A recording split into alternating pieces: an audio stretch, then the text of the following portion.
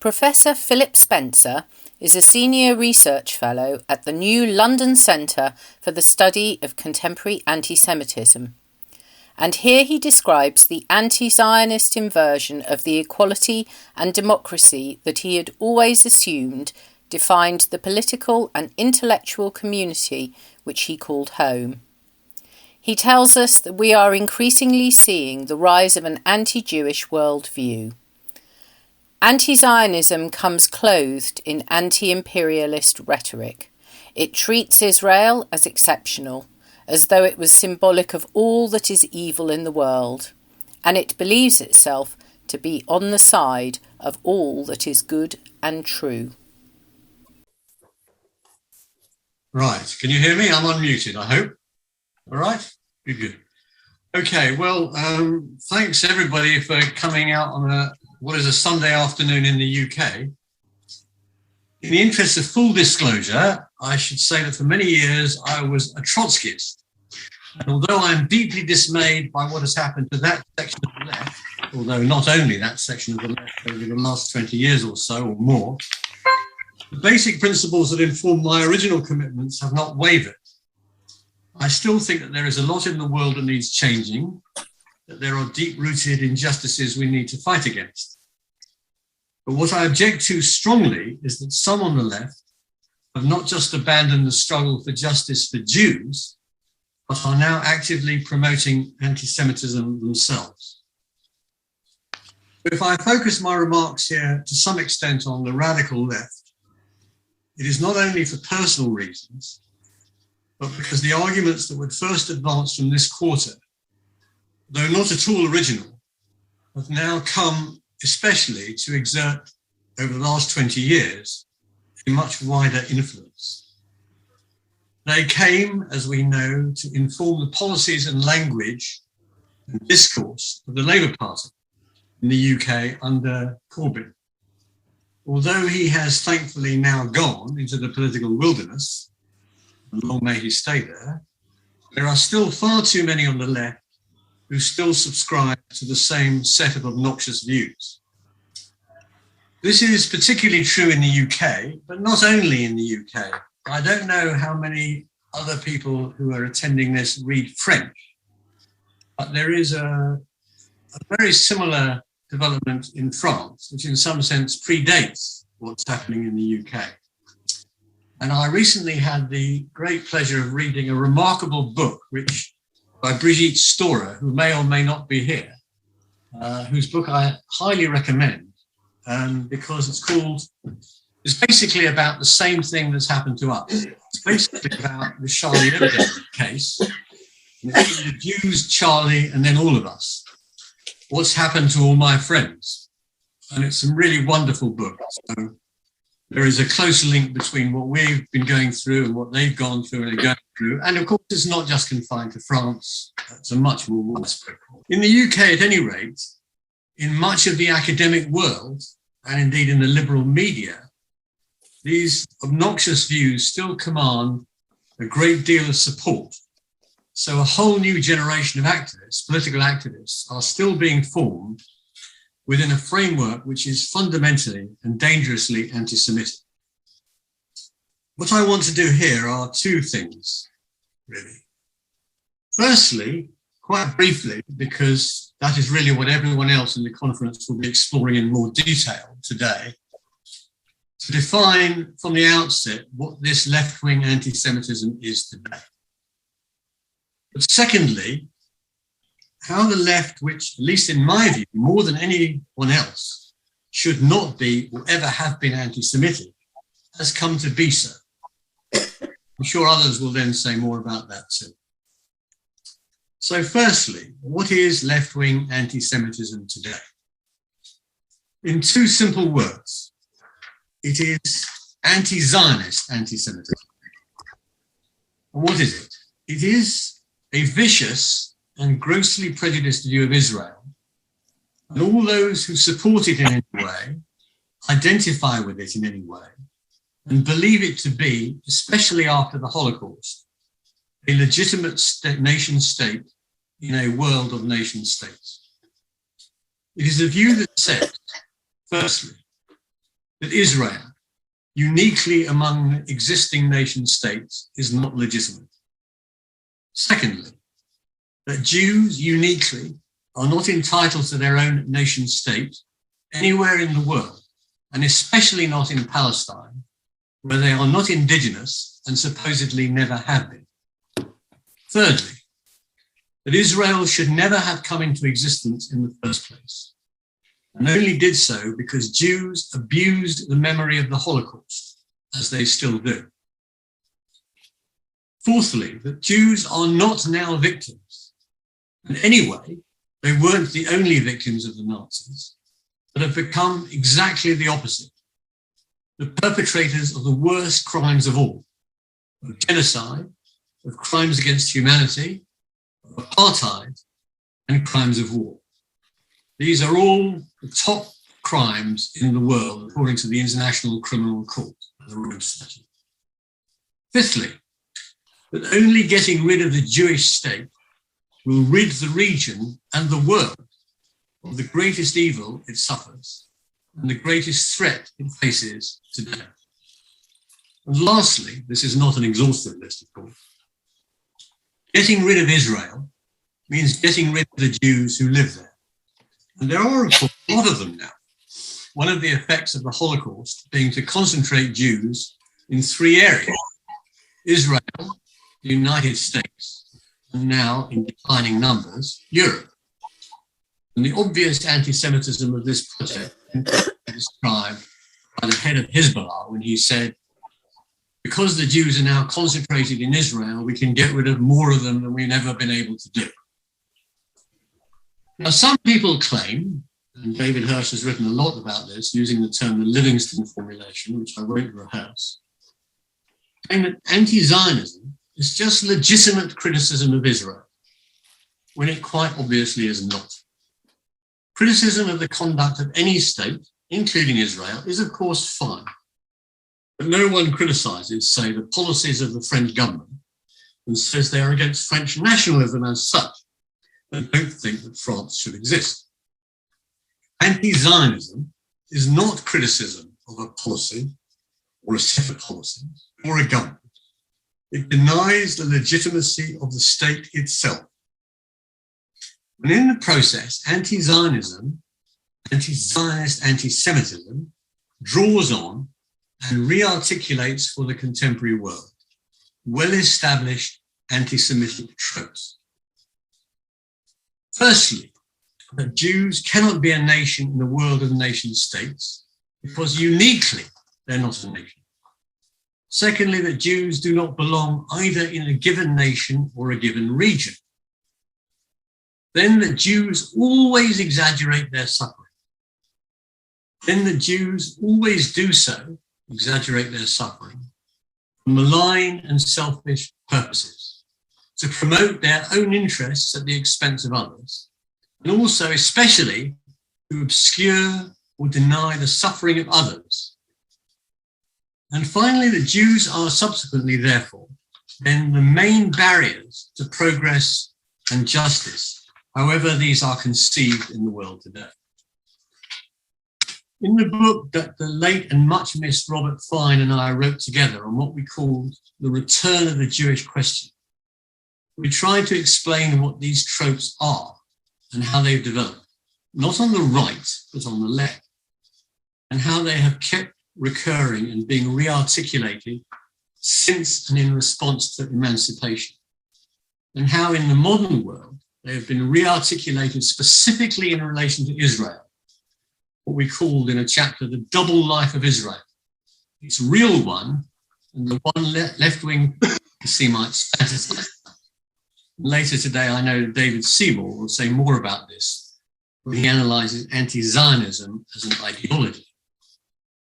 But I must add that we also pointed out that not everyone on the left uses these tropes or thinks about Jews in this anti-Semitic way. There is a whole other tradition on the left. Going back, we argued, even to Marx, though some here might not agree, the most serious, the most credible, the most principled, the deepest thinkers on the left have not been anti-Semitic. If they've ever flirted with anti-Semitism, they have had the capacity to reflect, to think again, and to correct themselves, which is what they have all done. I'm not going to repeat what we argued in that book here. I just recommend it to you as a cure for insomnia. But what I will confine myself to is the recent past, and in particular that which starts really with 1968.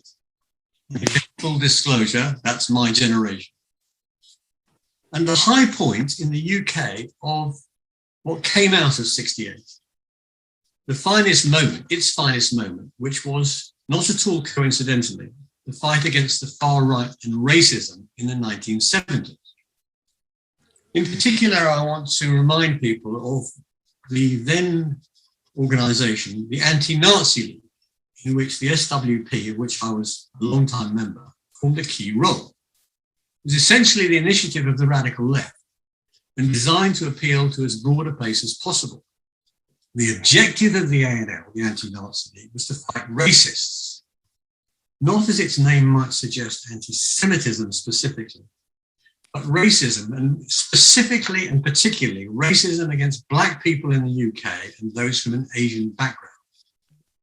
The reference to Nazism in the anti-Nazi was to invoke what had been done in the Holocaust, to garner support from the Jewish community in particular, which it did very successfully.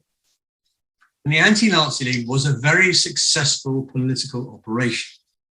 It did defeat the National Front. It pushed the racists off the streets and removed a threat to the black people and people from an Asian background at that time, if only temporarily. However, and this proved to be fatal, the understanding of anti-Semitism and of the Holocaust too on the left then was actually quite limited. The view that most people on the left had of Nazi anti-Semitism was extremely simplistic, that the Nazis were using Jews as a scapegoat. And all racists, from this perspective, are supposedly also looking for a scapegoat. Only now it was primarily blacks and Asians. Now, the scapegoat approach has some truth, but as far as anti-Semitism is concerned, it misses out an enormous amount. It doesn't cut it as an explanation of anti-black or anti-racism either. I don't have time to go into it here. Because there are at least three problems with this simplistic way of thinking. Firstly, it doesn't and cannot recognize the depth and complexity of anti-Semitism and the ways in which anti-Semitism gets reworked and re-articulated at different times and places. Secondly, it treats anti-Semitism only as a phenomenon of the far right. But as my daughter used to put it to me, anti-Semitism only ever comes dressed in Nazi regalia. And thirdly, it assumed a grossly exaggerated role of the left in fighting anti-Semitism, as opposed to fascism at the time of the Holocaust.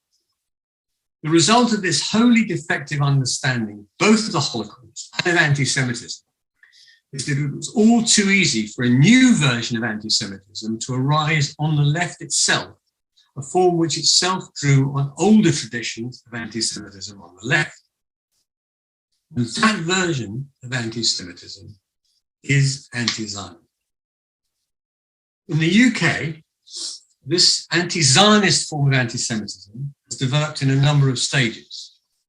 And I would myself single out two in particular. There are many others, of course, and other speakers will certainly identify. But for me, one particularly important one is anti-imperialism, which got a huge boost with the collapse of the Soviet Union. Now it could appear to people on the left that the world was dominated by only one remaining superpower, the United States, to which the left was, of course, always opposed. So quite quickly, it became very easy for that section of the left to align itself with all those who claimed to be fighting imperialism, American imperialism, even though they knew perfectly well how murderous, reactionary, misogynistic, and racist these movements openly are. Secondly, anti-imperialism got a further huge boost after 9/11 and the so-called war on terror. The assumption on a lot of the radical left, and not only the radical left, was that if anyone was attacking the United States, they must have a good reason for doing so, which of course is that they were fighting American imperialism. If they were anti-Semitic too, which they were openly, then obviously their anti-Semitism too must have a good reason, which was that Israel was the tool of American imperialism, or indeed vice versa. The result was that anti-Zionism actually became key, central to this anti-imperialism, which has rightly been called by the late Moshe Postoni the anti-imperialism of fools. Now, the notion that Zionism was racism didn't, of course, emerge from nowhere. It came from the Soviet Union, which had a long history, which is largely unknown on the left or largely forgotten about today, of anti-Semitism. And I know that Isabel Tarkovsky will speak more about that later today. But the key point for me here is that Soviet anti-Zionist anti-Semitism has been adopted, lock, stock, and barrel by a significant section of the contemporary left, including, ironically, Trotsky. And not just by the radical left. It now passes for common sense among many who, in many other respects, are not actually that radical, even among many liberals. Well, there are lots of explanations for why this has happened, and many will, I think, emerge in the course of today. But before I conclude, I want to emphasize three factors at work here, and there are many, all of which are linked because they involve a willful refusal to think. One has to do with a failure to think about the depth and complexity of anti-Semitism and the way that anti-Semitic tropes survive and are available to be picked up and reworked and rearticulated, including by the left. Secondly, with a willful refusal to think about the Holocaust, and in particular to understand or to recognize that the Holocaust was about Jews. Not only about Jews, but still primarily about Jews. Of course, the Holocaust was at one and the same time a particular event aimed at one group, Jews, and a universal event aimed at humanity, because humanity is essentially diverse. So if you attack a group, you attack humanity, because if the group is eliminated, humanity is no longer what it was. But still, it remains fundamentally about anti-Semitism and about Jews. And thirdly, there is the refusal to think that the Holocaust would have, did have, has had catastrophic consequences for Jews.